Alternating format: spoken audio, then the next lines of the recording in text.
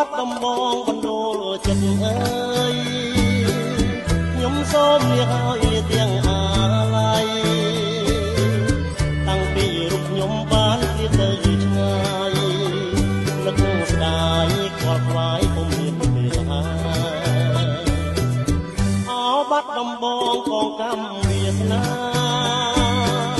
តែខ្ញុំប្រាថ្នាគ្មានពេលទុំបើសិនជាគូខ្ញុំពីបុកពេលសូមឲ្យវាសនានៅគ្រីដើមកូនឡងយូរឆ្នាំចាំទេស្ងួន